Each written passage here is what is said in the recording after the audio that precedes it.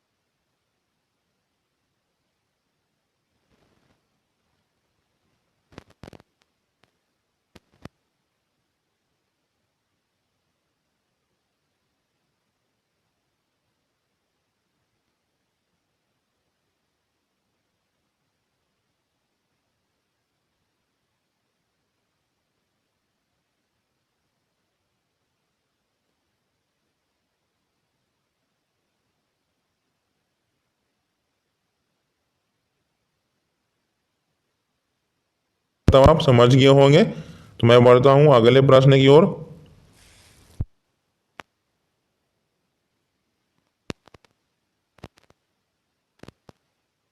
किया मेरी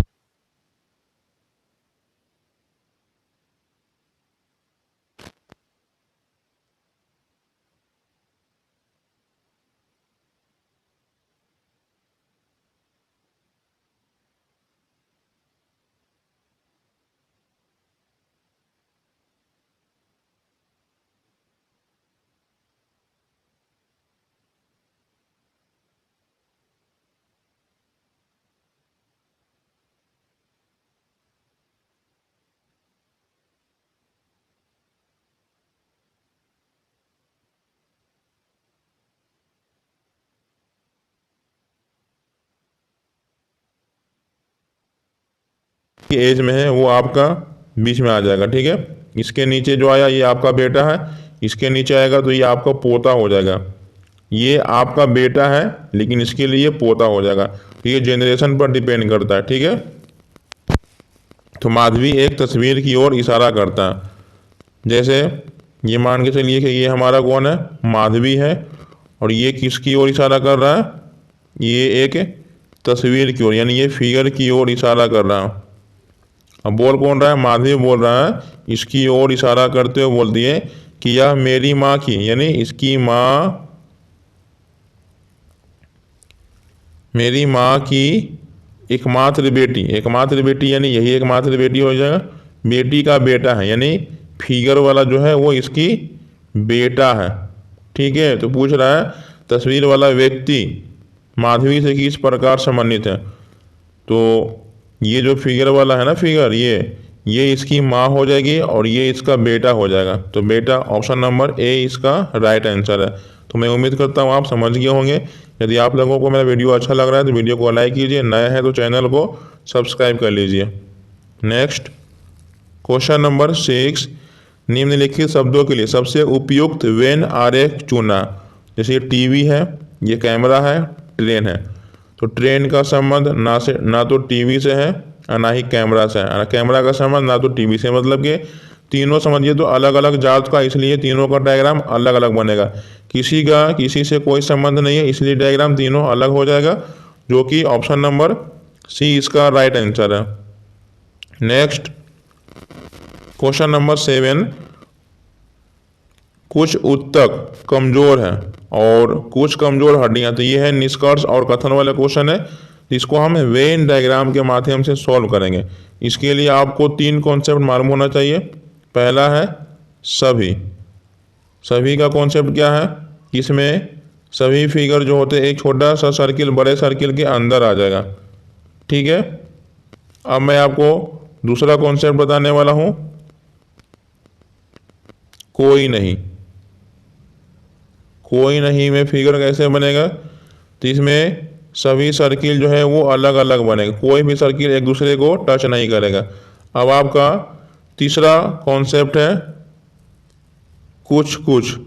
ठीक है, कुछ कुछ में क्या होता है, इसमें एक सर्किल दूसरे सर्किल को चैन की तरह इस प्रकार से काट देता है। तो यही 3 कॉन्सेप्ट होता है। सभी वाला में इस प्रकार से फिगर बनेगा, कोई नहीं में मतलब कि फिगर अलग अलग रहेगा, कुछ वाले में ये चैन की तरह रहेगा। तो मैं उम्मीद करता हूँ आप समझ गए होंगे। तो अब मैं क्वेश्चन को सोल्व करने वाला हूँ। क्या लिखा है, कुछ उत्तक कमजोर है। तो कुछ वाला फिगर हमारा इस प्रकार से बनता है, यू से उत्तक हो जाएगा, के से कमजोर हो जाएगा। कुछ कमजोर हड्डियां हैं, तो कमजोर को बोला तो H4 हड्डी हो जाएगा। ठीक है, तो मैं उम्मीद करता हूँ आप समझ गए होंगे। मैंने डायग्राम बना दिया, अब पढ़ते हैं निष्कर्ष। कुछ कमजोर उत्तक है, कमजोर यहाँ पर है, उत्तक यहाँ पर, दोनों यहाँ पर टच में कर रहा है, इसका मतलब पहला वाला सही है। कुछ हड्डियाँ उत्तक है, हड्डी यहाँ पर है, उत्तक यहाँ पर है, कोई टच नहीं है, इसका मतलब ये निष्कर्ष गलत हो जाएगा। केवल एक सही है, जो कि ऑप्शन नंबर सी इसका राइट आंसर है। नेक्स्ट क्वेश्चन नंबर 8, निम्नलिखित जानकारी को ध्यान से पढ़ें और नीचे दिए गए प्रश्न का उत्तर दें। तो ए से लेके एच तक एक वृत्त के चारों ओर केंद्र की ओर मुंह करके बैठे हैं। बी एफ के दाईं ओर तीसरे स्थान पर है और एच के बाईं ओर तीसरे स्थान पर है। सी ए के बाईं ओर चौथे स्थान पर बैठा है। ए एफ और बी का निकटतम पड़ोसी नहीं है। ई बी का निकटतम पड़ोसी नहीं है। जी डी के दाईं ओर दूसरे स्थान पर बैठा हुआ है। तो एच के एकदम दाईं ओर कौन बैठा हुआ, तो ये है सीटिंग अरेंजमेंट वाले सर्किल में। तो सबसे पहले आपको एक सर्किल बना लेना है, ठीक है। तो मैंने सर्किल बना लिया है। इसमें टोटल 8 व्यक्ति हैं, तो मैं 8 व्यक्ति को बैठा देता हूँ। 2 3 4 5 6 7 8 और सभी का मुख किधर है, केंद्र की ओर करके बैठा देना। क्वेश्चन में अगर कुछ भी नहीं बोलते इसका मतलब वो केंद्र की ओर ही बैठा रहता है, नहीं तो जो बोलेगा इसका मतलब बाहर की ओर बैठेगा तो उसमें साफ साफ बोल लेता है। अब यहाँ पर मैं आपको एक चीज़ बताने वाला हूँ कि ये सीटिंग अरेंजमेंट में आपको कहाँ से शुरू करना है। शुरू करने का मतलब ये हुआ कि आपको जहाँ से भी शुरू करते हैं उसका स्थान 100% फिक्स होना चाहिए, तभी वहीं से शुरू करते हैं। जैसे लिखा हुआ कि बी एफ के दाईं ओर तीसरे स्थान पर है। अगर हम एफ को यहाँ रखते हैं तो बी जो है वो एफ के दाईं ओर, एफ का दाईं ओर इधर हो जाता है, ठीक है। एफ का दाईं ओर इधर हो जाएगा, तो बी एफ के दाईं ओर तीसरे स्थान पर है, तो ये बी यहाँ पर बैठ गया। बी एफ के दाईं ओर तीसरे स्थान पर है और एच के बाईं ओर तीसरे स्थान पर है। मतलब कि और जो वही वर्ड आता है ये दूर के लिए आता है, मतलब दूर किसके लिए हुआ है, तो एच के दूर, ये हमारा बी हो गया। तो बी जो है एच के बाईं ओर तीसरे स्थान पर बी है, एच के बाईं ओर, एच का बाईं ओर इधर हो जाएगा, ठीक है। 1 2 3 दोनों फिक्स हो गया हमारा। ये एच है, एच के बाईं ओर बी हो गया और एफ के दाईं ओर बी हो गया। तो पहला कंडीशन मेरा सेटिस्फाइड हो गया। आगे लिखा हुआ है सी, सी जो है ए के बाईं ओर चौथे स्थान पर बैठा हुआ। सी ए के बाईं ओर, तो इसमें ना तो कहीं सी है ना तो कहीं ए है, तो इसको अभी छोड़ देते हैं। फिलहाल ये वाला लाइन अभी हम छोड़ देते हैं, ठीक है। उसके बाद लिखा हुआ ए एफ और बी का निकटतम पड़ोसी नहीं है, मतलब ए जो है यहाँ पर नहीं बैठेगा, ए यहाँ पर भी नहीं बैठेगा, ए यहाँ पर भी नहीं बैठेगा, ए यहाँ भी नहीं बैठेगा। तो ए कहाँ बैठेगा, तो सिर्फ एक ही स्थान बचा हुआ है, तो ए यहाँ पर बैठ जाएगा, ठीक है। अब तो ये हमें ए स्थान मिल गया है। अब जो मैंने एक लाइन छोड़ा हुआ था कि सी जो है ए के बाईं ओर, ए के बाईं ओर चौथे स्थान पर है, तो ये 1 2 3 चौथा, तो सी हमारा यहाँ पर बैठ गया, सी यहाँ पर बैठ गया। अब आगे लिखा हुआ है ई बी का निकटतम पड़ोसी नहीं है, मतलब ई जो है यहाँ पर नहीं बैठेगा, तो ई कहाँ पर बैठेगा, ई यहाँ पर भी नहीं बैठेगा। इसका मतलब ई का स्थान फिक्स हो गया कि ई यहाँ पर बैठेगा, ठीक है। उसके बाद ई का तो स्थान मिल गया। जी डी के दाईं ओर दूसरे स्थान पर बैठा हुआ, जी जो है डी के दाईं ओर, अगर हम डी को यहाँ बैठा देते इसका दाईं ओर जी यहाँ पर हो जाएगा, जी हमारा यहाँ पर बैठ जाएगा। तो मैंने सभी स्थान बैठा दिया। अब पूछ रहा है एच के एकदम दाईं ओर कौन होगा, तो एच का एकदम दाईं ओर इधर हो जाएगा जो कि ई है। ऑप्शन नंबर बी इसका राइट आंसर है। तो मैं उम्मीद करता हूँ आप समझ गए होंगे अच्छे तरीके से। मैंने बता दिया है कि जो स्थान 100% फिक्स हो वहीं से आपको शुरू करना है, ठीक है। इस डायग्राम को आप ध्यान से देख लीजिएगा, ठीक है। तो मैं उम्मीद करता हूँ आप अच्छे तरीके से समझ गए होंगे। तो मैं बढ़ता हूँ अगले प्रश्न की ओर। क्वेश्चन नंबर 9, जब घड़ी में शाम के 9:49 का समय हो रहा हो तो घंटे और मिनट की सुई के बीच बने कोण का मान क्या होगा। तो मैं आपको कुछ बताने वाला हूँ फॉर्मूला, तो उसको आप याद रख लीजिएगा। थीटा बराबर क्या होता है, 30h माइनस 11/2m, यही फार्मूला होता है, ठीक है। तो इस फार्मूला को आपको याद रखना चाहिए। ये 30 हो गया, एज का वैल्यू यहाँ पर 5 हो गया और मिनट का यहाँ पर 49 है। गुना करेंगे तो 30 बचे 150 हो जाएगा, माइनस इसको गुना करना है, ठीक है। इसको गुना करेंगे तो ये 9 हो जाएगा, 9 4 13 हो जाएगा और 5 अब बटा में 2 होगा, यानी 539 है। 150 माइनस 539 अब बटा में 2, ये 150 हो जाएगा। माइनस भाग देंगे, 2 दूनी 4, 2 छक्का 12, 2 9 18.5। अब घटा देते हैं, 5 का 5 हो जाएगा, 9 में से 0 जाएगा 9 में से 0 जाएगा तो 9 हो जाएगा, 6 में से 5 जाएगा तो 1 होगा, 1 मतलब कि 119.5 डिग्री। ऑप्शन नंबर डी इसका राइट आंसर है। तो मैं उम्मीद करता हूँ आप समझ गए होंगे। तो मैं बढ़ता हूँ अगले प्रश्न की ओर। क्वेश्चन नंबर 10, निम्नलिखित आकृति में कितने वर्ग हैं। यहाँ पर आपको वर्ग की संख्या काउंटिंग करना कि इसमें टोटल कितने वर्ग हैं। तो देखिए ये 1 2 3 4 5 6 7 8, 8 के बाद ये 9, 9 के बाद ये 10, 10 के बाद ये 11 छोटा सा, और ये 11 एक 12 हो गया, ये छोटा सा 13 हो गया, ये छोटा सा एक 14 हो गया। मतलब कि टोटल तो 14 हो गया। फिर ये बड़ा गिनेंगे तो 15, एक 16 और एक 17। टोटल मैंने कितना भी काउंटिंग कर लिया, टोटल अभी मैंने 17 काउंटिंग कर लिया। अब यहाँ से यहाँ मिला देते हैं, 17 एक 18, 18 एक 19 हो गया। ठीक है, इतना हो गया। 19 के बाद फिर ये बीच में एक और मिलेगा तो 19 से एक 20 हो जाएगा। तो टोटल हमारे पास कितने वर्ग है इसमें, 20 है। ऑप्शन नंबर ए इसका राइट आंसर है। नेक्स्ट क्वेश्चन नंबर 11, निम्न का दर्पण प्रतिबिंब चुनें। अब दर्पण प्रतिबिंब में दो कंडीशन होता है, एक होता है हॉरिजॉन्टल, एक होता है वर्टिकल। तो दर्पण प्रतिबिंब में दो कंडीशन, अगर हॉरिजॉन्टल है तो ये ऊपर और नीचे चेंजिंग होगा, अगर वर्टिकल है तो ये लेफ्ट और राइट होगा। तो ये दोनों कंडीशन आपको ध्यान से देखना है। ठीक है, तो जैसे यहाँ पर हमारा दर्पण जो है ये इस प्रकार से खड़ा रखा हुआ, इसका मतलब कि ये लेफ्ट और राइट चेंजिंग होगा। तो ये जो लाइन दिया हुआ ये हमारे लेफ्ट साइड में, तो ये पलट के इधर राइट साइड में चला जाएगा, क्योंकि ये ऊपर और नीचे बिल्कुल नहीं होगा। ये दोनों बिल्कुल ठीक है। अब आपको देखना है कि ये वाले पार्ट जो है कलर किया हुआ ये आगे में है, तो ये आगे की ओर रहेगा, ये पीछे में हो जाएगा, ये नहीं। मतलब कि बॉक्स नंबर ए वाला सही है, जो कि ऑप्शन नंबर सी इसका राइट आंसर है। नेक्स्ट क्वेश्चन नंबर 12, नीचे दिए गए चित्र में लुप्त संख्या दिए गए विकल्पों में से चुनना। ये लुप्त संख्या है, जैसे ये 2 का स्क्वायर आपको 4 दिया हुआ है, 8 का स्क्वायर 64 है, 5 का स्क्वायर 25 है। मतलब आमने सामने सब एक दूसरे का स्क्वायर है, तो 1 का स्क्वायर कितना होगा, 1 होगा। तो मैं उम्मीद करता हूँ आप समझ गए होंगे। तो ऑप्शन नंबर ए इसका राइट आंसर है। नेक्स्ट क्वेश्चन नंबर 13, दिए गए क्रम में अनुपस्थित संख्या का चयन करें।